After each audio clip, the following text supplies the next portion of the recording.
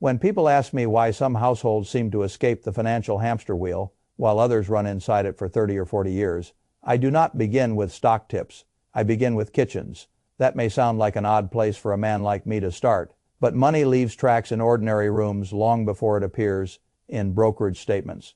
Walk into one apartment and you see a used Honda key hanging on a hook, a slow cooker on the counter, an old television that still works, and a brokerage account that gets money automatically, whether the owner feels inspired or not. Walk into another apartment with a nearly identical income, and you may see unopened boxes from the last sale. A luxury espresso machine still sitting in the carton, delivery bags, credit card alerts, a car parked in the expensive lot because the cheaper one requires a 6-minute walk, and a person who is just uncomfortable enough about his bank balance that he has started avoiding the app. People like to tell themselves that the gap between those two lives is mostly income. Very often it is not. Very often it is habit, and habits become destiny and money because habits decide what gets repeated, and repetition is what compounding obeys. I have spent most of my life around capital, businesses, incentives, and human behavior. The longer I do this, the less interested I become in exciting explanations. Exciting explanations are usually what people reach for when they do not want to stare at the ordinary arithmetic that has quietly been shaping their future for years. The truth is much more boring. Most people do not stay broke because they fail to discover some secret investment. They stay broke because their cash flow leaks through 10 or 12 small behaviors, so normal, so socially acceptable, and so unglamorous that they never notice the leak until 20 years have passed, and the absence of wealth begins to feel personal. That is why I care so much about ordinary habits. Not because ordinary habits are morally superior, because ordinary habits decide whether capital gets a chance to live long enough to become powerful. A great many people are waiting for the thing that moves the needle, the right stock, the right side business, the right market correction, the right macro call, the right property, the right year, the right tax trick. I have never thought that way. I have always believed the thing that moves the needle is usually a structure sturdy enough that small good decisions keep happening while the person is busy living his life. That is what most millionaires actually did. Not all of them. Of course, some inherited, some got lucky in a business, some were exceptional in a way the public enjoys mythologizing. But if you study ordinary American millionaires, which many people have done very carefully, you find a much plainer truth. Most did not inherit meaningful money. A great many never made spectacular salaries. A huge number worked in professions the internet would never turn into a glamorous finance, video engineer, accountant, teacher, manager, technician, sales, small business owner, government employee, nurse, tradesman. Nothing about those labels sounds cinematic. That is exactly why they matter. They tell you wealth is much less about drama than people want to believe. It is much more about what happens after the paycheck lands. A person can earn a lot and still end up with very little if the money keeps being translated into obligations, status, convenience, and emotional relief faster than it is translated into ownership. That is the whole difference. Ownership changes the future. Consumption changes the month. Both matter. One matters vastly more. When I look at the households that quietly get ahead, I see 10 habits so unsexy that the public almost refuses to credit them. The public prefers a bigger story. It prefers genius, secret access, timing, luck, something worthy of envy. The truth is that a great many financially strong lives are built from small rules that would never impress anyone at a party. I like rules like that. They leave room for compounding to do the grand work. Later, the first habit is to automate savings before the brain gets involved. This is one of the most important points in all of personal finance because human beings are terrible at making the same good decision repeatedly when each month invites a fresh emotional negotiation. If saving is a decision, then every payday becomes a debate. Should I invest now or wait? Should I keep this cash because next month feels uncertain? Should I finally buy the thing I have been denying myself? Should I delay just once? The future almost always loses those debates because the future does not sit in front of you, while the rent, the grocery bill, the sale, the restaurant, the upgrade, and the urge for relief do. So I do not want the brain in the room. I want the transfer to happen before the owner has time to romanticize a different use for the money. That is why automatic 401k deductions are so powerful. That is why automatic transfers into an IRA or brokerage account are so powerful. That is why dividend reinvestment done quietly for decades can produce astonishing numbers from almost laughably ordinary beginnings. A person who saves by default behaves like a different species from the person who intends to save and then waits to see how the month feels. The two may both call themselves responsible. Only one of them is building capital consistently. And consistency matters because consistency compounds even when enthusiasm disappears. The second habit is driving something paid off and slightly embarrassing. I am not against transportation. I like transportation. I am in favor of getting where you need to go. I am not in favor of turning transportation into a monthly personality payment. The average new car payment in America has become absurd. It is one of the most socially normalized wealth destroying habits in the country. People do not call it wealth destruction because it arrives disguised as comfort, safety, reliability, reward, or status. The payment is stretched over years. The depreciation is hidden inside time, and the owner gets enough immediate emotional satisfaction from the nicer machine that he rarely stops to ask what the machine is costing his future. A $700 or $800 monthly payment looks manageable when you say it quickly. Stretch that payment over decades of missed investing, and it becomes monstrous. The car itself is usually worth less every year. The capital not invested could have become larger every year. That is a very bad trade. When I see a person driving a paid-off car that is not particularly impressive, I do not automatically assume financial struggle. Quite often I assume something more intelligent. I assume he may understand that a car is a utility and not a proof of value. That understanding is worth a great deal. The public often underestimates how much wealth disappears into vehicles that were purchased to create a feeling rather than fulfill a transportation function, and because the feeling fades fast while the payment remains, the owner is left financing a version of himself he no longer even enjoys that much. I would rather own the productive assets and let someone else admire the leather seats. The third habit is cooking at home like retirement depends on it. In many cases, it does. I know that sounds exaggerated until you do the arithmetic. Honestly, a few $100s a month does not feel life-changing in the present. Over 20 or 25 years, a few $100s a month saved and invested becomes the kind of number that separates a stressful retirement from a calm one. That is not philosophy. That is mathematics. Eating out is one of those budget categories the public hides inside because it feels too small and too ordinary to be the culprit. People like culprits they can resent. Inflation, taxes, politicians, hedge funds. Fine, those things matter. But a household that spends hundreds more every month on food because convenience keeps winning over structure is making a very real wealth trade, whether it talks about it that way or not. I am not telling anyone never to eat out. That would be childish. I am telling people to stop pretending that convenience has no cumulative cost. A kitchen habit is not about culinary purity. It is about margin. Margin becomes savings. Savings become ownership. Ownership becomes choice. That is why the slow cooker matters. The rice on the counter matters. The leftovers matter. Not because they are charming, because they are evidence that the household is not bleeding money every week for the privilege of avoiding a little planning. The fourth habit is buying less house than the bank will let you buy. Banks do not exist to tell you what is comfortable. Banks exist to tell you what is lendable. That is a very different standard. A person can technically qualify for a house that will leave him financially breathless for decades. The bank may be satisfied. His future self will not be. Housing is the largest lever in most family budgets. That means a housing mistake is not a small mistake with a large emotional shadow. It is a large mistake with a large financial shadow. A household that buys somewhat below the maximum often looks less rich from the street and becomes much richer over time. It retains margin. It absorbs shocks better. It has money left for investing. It can weather a repair, a rough quarter at work, a health event, or a market opportunity without feeling the entire system shake. That feeling, by the way, is what actual security feels like. Not the granite counters, not the zip code, not the housewarming compliments. Security is when a surprise arrives and does not turn the whole month into a crisis. That kind of strength is usually purchased not through an exciting investment, but through a slightly less exciting housing decision years earlier. The fifth habit is tracking every dollar. Not because budgeting is a religion, but because untracked money is obedient to appetite. People tell me all the time that they budget, then they show me a budget that functions more like an apology than a system. A real budget is not a document you feel bad about after overspending.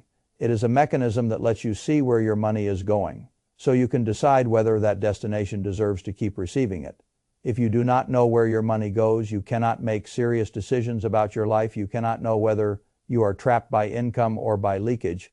You cannot know whether the problem is too little earning power or too much friction. You cannot know whether the spending reflects your values or your fatigue. You are just guessing. Guessing is a poor way to run anything important. When people finally track honestly, they often find exactly what was leaking: convenience fees, food drift, app subscriptions, quiet status spending. Small habits of avoidance that became expensive habits of automatic coping. Money rarely disappears by magic. It disappears by repetition. That is why the repetition must be seen. The sixth habit is investing every raise before lifestyle has time to claim it. This is one of the most powerful moves a household can make because it interrupts a very old enemy.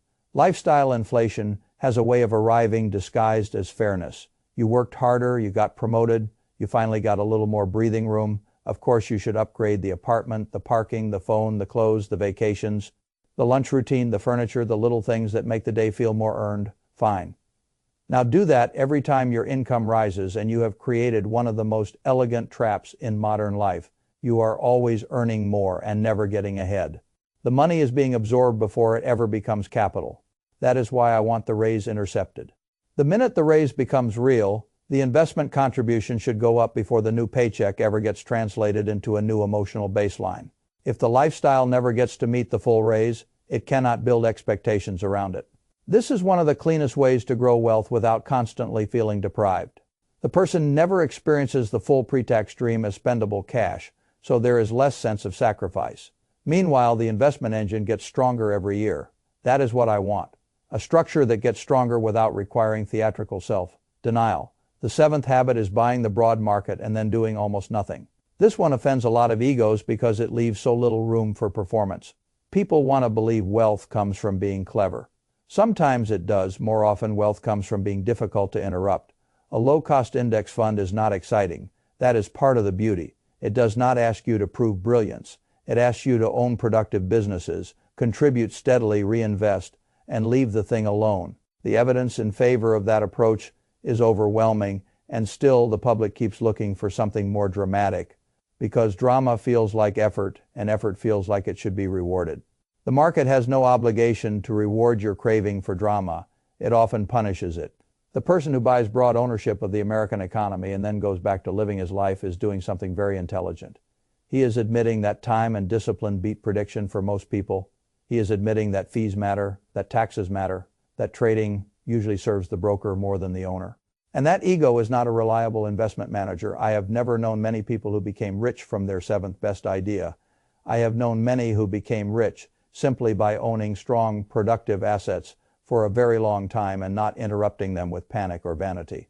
That is a much better bargain. The eighth habit is building an emergency fund like something absolutely will go wrong. Because something will, the emergency fund gets mocked because it looks passive. It sits there. It does not compound dramatically. It is not posted about with much enthusiasm. Nobody feels like a genius when their high-yield savings account does exactly what it is supposed to do. That is because they misunderstand its purpose. The emergency fund is not there to make you wealthy. It is there to keep temporary problems from becoming structural damage. Without it, a repair becomes credit card debt. A medical surprise becomes interest. Bearing chaos. A short period of unemployment becomes liquidation of assets at the wrong time. A normal life event becomes the beginning of a chain reaction. The emergency fund breaks the chain. That is one of the most valuable functions money can serve. Again, people like exciting solutions. I like robust ones. The person with reserves may not feel brilliant. He feels something better. He feels time to think, time to choose, time to avoid stupid desperation. That is a very worthwhile use of money. The ninth habit is ignoring exciting financial opportunities that arrive looking for you. This one deserves more respect than it gets because bad opportunities usually come wrapped in energy. The person pitching the thing is excited. The testimonials are excited. The future is excited. The numbers are often presented selectively enough that caution begins to look like cowardice. I have always preferred the opposite attitude when an opportunity arrives looking for me, especially if it is wrapped in urgency, exclusivity, or emotional certainty. I become less trusting. That does not mean every unsolicited opportunity is terrible. It means the structure of the sale already tells me something about the asymmetry. Real wealth building is boring to describe. That is one reason it is so durable. It is hard to sell boredom. It is easy to sell possibility. The market is full of things that look like shortcuts, when the only real shortcut was starting sooner and staying longer with something simple and sane. If you want a good rule here, use this one. The more vivid the upside story, the more suspicious you should become about the downside that was omitted. This is not cynicism. It is adult capital allocation. The 10th habit is waiting before big purchases. Almost every expensive mistake begins with urgency. I need this now, the deal ends tonight. The sale will disappear, the trip has to be booked, the machine will transform my mornings, the upgrade will finally make life feel right. Most of that urgency is emotional weather. It passes. The trouble is that people purchase during the storm and then spend the next year paying for a mood that lasted 2 days of 72. Horror rule for major spending is one of the simplest and most powerful protections a household can adopt. Not because every impulse buy is catastrophic, because repeated impulses create a culture of leakage. And leakage is what keeps people wondering why a good income never turned into a strong balance sheet. Time is a marvelous editor of desire. Many wants become weaker once they survive a little distance, and the few that remain strong after several days are usually easier to evaluate without the adrenaline of novelty distorting the picture. This is how ordinary people build ordinary wealth that later looks extraordinary, not with genius, with friction in the right places. That is the whole list. But it is not really about the list. It is about what the list protects: margin. That is the hidden treasure. Margin between what you earn and what you need. Margin between a surprise and a crisis. Margin between your identity and your spending. Margin between what the month demands and what the future deserves. When margin grows, choices grow. You can say no to things you hate. You can survive a bad quarter. You can retire before your body makes the decision for you. You can absorb life without constantly borrowing from the future. That is what all these boring habits build. Not merely a number, not merely a net worth graph options. And options are what wealthy people really own. Not the car, not the kitchen, not the television, the options, the right to walk away, the right to endure, the right to choose. I think of those 2 apartments again. The first man has a key to a used Honda, a slow cooker, a brokerage account he does not need to stare at, and habits so plain that most people would miss their significance entirely. The second man has more signals of activity, more expensive conveniences, more emotional spending, more things that feel harmless, because each one can be explained in isolation. One life is slowly building options. The other is slowly financing a series of moods. That is the gap. And the gap widens every year because compounding is mercilessly loyal to repetition. That is why I have never admired flashy financial lives very much. A flashy financial life can be mostly debt, drift, and performance. A quiet financial life can be a machine. I prefer machines. Machines work while you sleep. Machines do not need applause. Machines do not care whether the crowd is currently excited about them. They simply keep converting discipline into future freedom. That is what these habits do. They make freedom less theoretical. That is all I have ever really wanted from money. Not glamour, not speed for its own sake, not admiration from strangers. Freedom, and freedom most of the time is built by people willing to let boring run long enough to become extraordinary. There is a reason names like Grace Groner or Ronald Red stay with me. Not because they were exotic, because they were ordinary enough to prove the point. They did not build their wealth by finding the thing. They did not become famous traders, early crypto winners, or miracle entrepreneurs. They let small, sensible actions repeat while the culture looked somewhere else. That is how unnoticed strength is formed. A public that worships spectacle almost never notices the quiet household becoming unbreakable. Then 20 or 30 years pass and the quiet household looks miraculous to people who were never willing to do what looked dull in year 3. I have never thought dull was the enemy. The enemy is leakage. The enemy is drift. The enemy is needing every month to feel rewarding before you will keep doing what the future requires. The boring household with margin reserves, broad ownership, and modest fixed costs may not attract much admiration in the present. It attracts something better later. It attracts time, choice, and dignity. Those are among the highest returns money can produce.